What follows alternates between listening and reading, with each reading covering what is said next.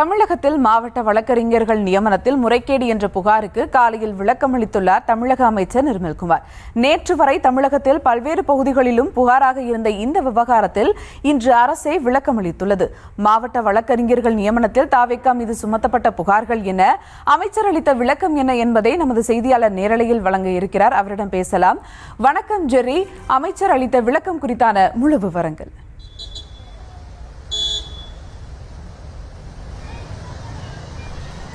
சுபா, வணக்கம். கடந்த சில நாட்களாகவே தமிழகத்தில் பரபரப்பாக பேசப்பட்டு வரும் விஷயம் மாவட்ட அரசு தரப்பு வழக்கறிஞர்கள் நியமனம் தொடர்பாக இருந்திருக்கக்கூடிய சர்ச்சை தான். இந்த அரசு தரப்பு வழக்கறிஞர்கள் நியமனத்தில் முறைகேடு நடந்திருக்கிறதா இல்லையாங்கிறது ஒரு பெரிய கேள்வியாக இருக்கிறது. இதை விவாதத்தை தொடங்கியது நியூஸ் தமிழ் தொலைக்காட்சி தான். கடந்த வாரமே நியூஸ் தமிழ் தொலைக்காட்சியினுடைய கழுகில் வழக்கறிஞர் நியமனம் தொடர்பாக, அதாவது அரசு தரப்பு வழக்கறிஞர் நியமனம் தொடர்பாக முறைகேடுகள் நடந்திருக்கிறதா என்ற கேள்வியை நாம் முன்வைத்திருந்தோம். அந்த கேள்வியின் அடிப்படையில் பல்வேறு தரப்பினர்கள் இன்னும் பல கட்ட கேள்விகளையும் முன்வைத்திருந்தார்கள். அதே போல தாவேகாவினுடைய வழக்கறிஞர் பிரிவு நிர்வாகி, விழுப்புரத்தைச் சேர்ந்த நிர்வாகியும் நீதிமன்றத்தை நாடி மனு அளித்திருக்கிறார். அது தொடர்பாகத்தான் இன்று சட்டத்துறை அமைச்சர் நிர்மல்குமார் அதற்கான விளக்கத்தை அளித்திருக்கிறார்.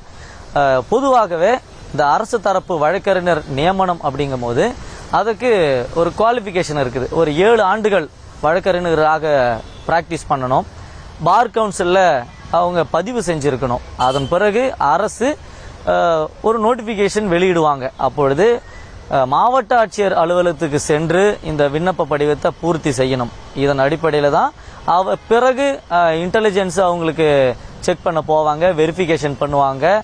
அதன் பிறகுதான் அந்த கடிதம் பரிசீலனை செய்யப்பட்டு அறிவிப்புகள் வெளியாகும். பொதுவாக ஒரு 800, தற்போதைய நிலவரப்படி 800 காலி இடங்கள் இருக்குது. அதுக்கு ஏறத்தாழ ஒரு 5000 to 10,000 விண்ணப்பங்கள் பெறலாம். அதில் தகுதியானவர்களுக்கு மட்டுமே அந்த பொறுப்பு வழங்கப்படும். இதுதான் இதுக்கான ஒரு பேசிக்கான விஷயமா இருக்குது. ஆனால் இன்னைக்கு அமைச்சர் நிர்மல்குமார் அவர்கள் செய்தியாளர் சந்திப்பில் ஒரு விஷயத்தை பேசியிருப்பார், நம்ம அதை கவனிச்சிருப்போம். கடந்த ஆட்சியாளர்கள் பணம் பெற்றுக்கொண்டு அவர்களுக்கு தேவையானவர்களுக்கு, அவர் கட்சியை சேர்ந்தவர்களுக்கு தான் இந்த அமைச்சர் அரசு தரப்பு வழக்கறிஞர்கள் பொறுப்பு வழங்குவாங்க அப்படின்னு சொல்லியிருக்கிறாங்க. அதாவது அது ஒரு எழுதப்படாத விதியாவே இருந்திருக்கிறதா அவர் தெளிவுபடுத்தியிருப்பார். அதன்படி பார்த்தோம்னா இந்த ஆட்சியாளர்கள் வந்த பிறகு அரசு தரப்பு வழக்கறிஞர்கள் நியமனம் நேர்மையாக நடந்திருக்கிறதா அப்படிங்கிற ஒரு கேள்வி இருக்கிறது. வெளிப்படைத்தன்மையோடு அரசு தரப்பு வழக்கறிஞருடைய நியமனம் நடந்திருக்கிறதா அப்படிங்கிற ஒரு கேள்வி எழுந்திருக்கக்கூடிய சூழல்ல தான் இன்றைய தினம் செய்தியாளர்கள் சந்திப்புல அமைச்சர் அவருடைய தரப்பு விளக்கத்தை கொடுத்திருக்கிறார். அதாவது இந்த ஆட்சி காலத்துல எந்தவித முறைகேடும் நடக்கல, வெளிப்படைத்தன்மையோட இந்த நியமனம் இருக்கும், தேர்வு இருக்கும்.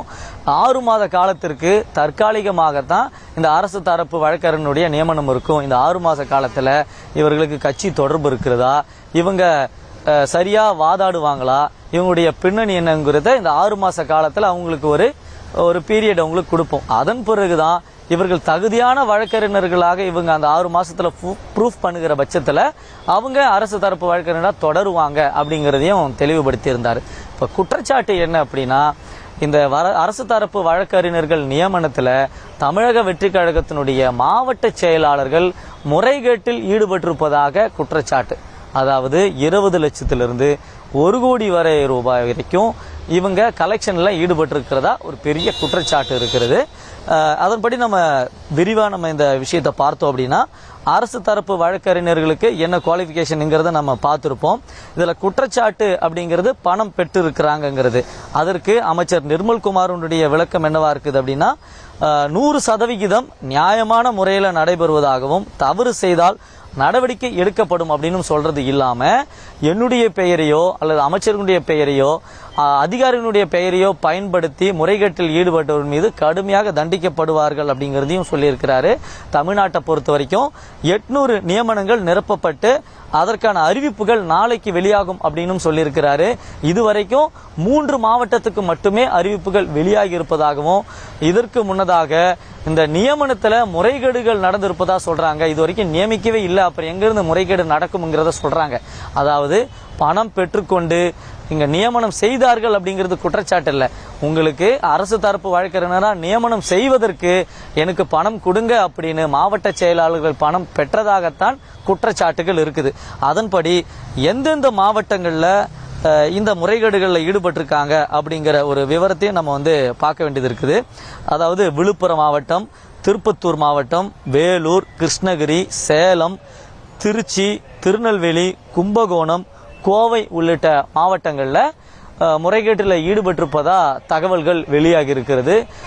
தமிழகத்தை பொறுத்த வரைக்கும் தமிழக வெற்றி கழகத்தில் அமைப்பு ரீதியாக 100க்கும் மேற்பட்ட மாவட்டங்கள் இருக்கிறது. அதுல பெருவாரியான மாவட்ட செயலாளர்கள் முறைகேடுல ஈடுபட்டிருப்பதாக கூறப்படுகிறது. ஒட்டுமொத்தமாக 200 காலி பணியிடங்கள் இருக்கிறது. அந்த காலி பணியிடங்களுக்காக ஒவ்வொரு மாவட்டத்தை சேர்ந்த மாவட்ட செயலாளர்களும் முறைகேட்டில் ஈடுபட்டிருக்கிறதாகவும் சொல்றாங்க. அதே மாதிரி சென்னையை பொறுத்த வரைக்கும் 31 காலி பணியிடங்கள் இருக்கு இந்த சென்னை மாவட்டத்தில்.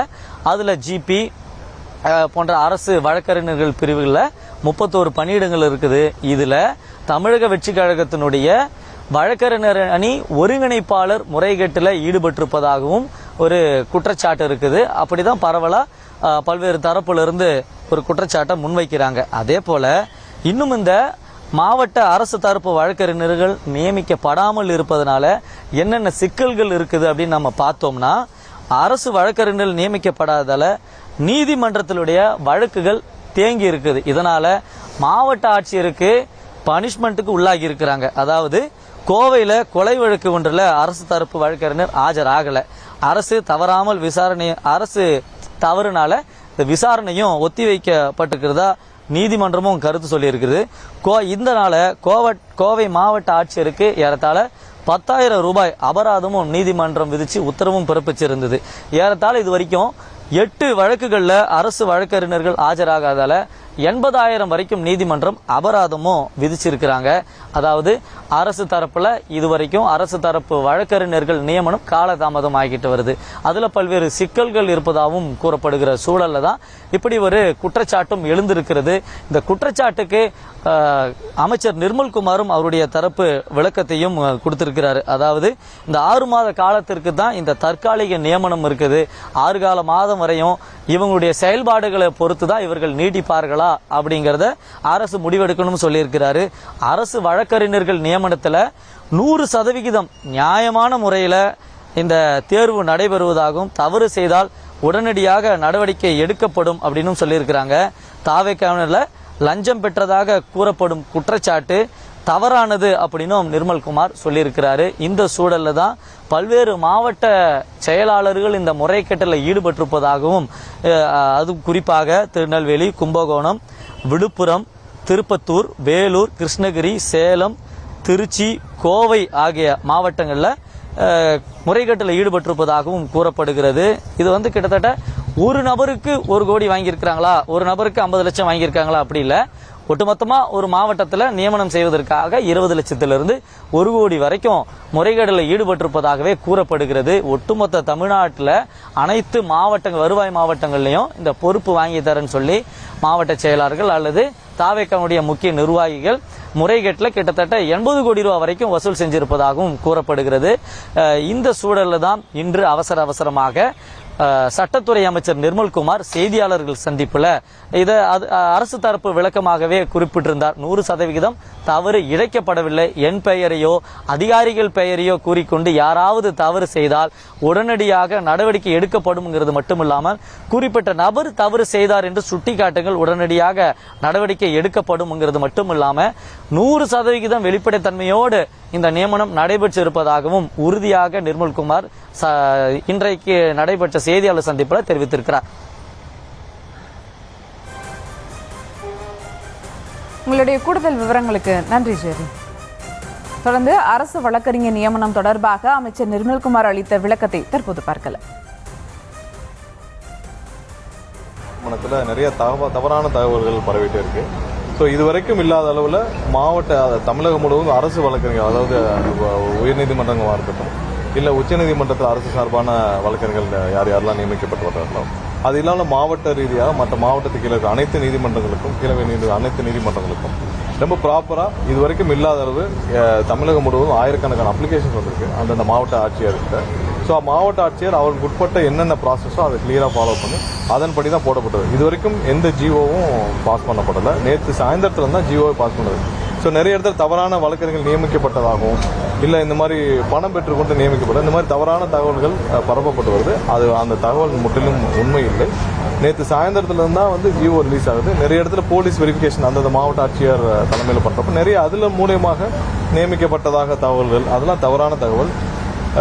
ஒரு விஷயம் நம்ம கிளியராக சொல்லிக்கிறோம், அரசு வழக்கறிஞர் நியமனம் 100% நேர்மையாக நியாயமாக நடைபெற்றது. என்ற பல பேர் எல்லா மாவட்டத்திலும் சொல்றது என்ன, இதான் முதன்முறை ஆயிரக்கணக்கான வழக்கறிஞர்கள் அப்ளிகேஷன்ஸ் வந்து ஒவ்வொரு மாவட்ட ஆட்சியருக்கையும் ஒவ்வொரு இடத்துலையும் 5000க்கு மேற்பட்ட அப்ளிகேஷன் தமிழ்நாடு முழுவதும் இருந்து வந்திருக்கு. ஒவ்வொரு இடத்துலையும் வந்து 100கணக்கான அப்ளிகேஷன்ஸ் மாவட்ட அளவில் கொடுக்கப்பட்டிருக்கு. ஸோ அனைத்தையும் வேலிடேட் பண்ணி யார் யாரெல்லாம் தகுதி வாய்ந்தவர்களோ அவர் மாவட்ட ஆட்சியர் அவருக்கு உட்பட்ட அனைத்து ப்ராசஸையும் ஃபாலோ பண்ணி தான் இங்கே வந்துட்டு இருக்கு. அதனால் அது எந்த உண்மையும் இல்லை. யாராவது இதில் பணம் வாங்கி கொண்டோ இல்லை யார் பேரையாவது தவறாக பயன்படுத்தினாலோ கண்டிப்பாக அவர்கள் புகார் அளிக்கலாம். புகார் அளித்தால் உடனடியாக அவர் மீது நடவடிக்கை எடுக்க எந்த தயக்கமும் இல்லை.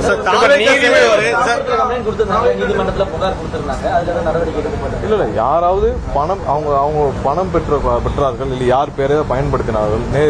2 நாளுக்கு முன்னாடி கூட என்னுடைய பேரை பயன்படுத்தி சோலார்ல யாரோ ஒரு நபர் இது தவறா பயன்படுத்தி வசூலில் ஈடுபடுறான்னு வந்துச்சு. உடனடியாக நாங்களே கம்ப்ளைண்ட் கொடுத்து 2 நாட்களுக்கு முன்னால் அவர் கைது செய்யப்பட்டார்.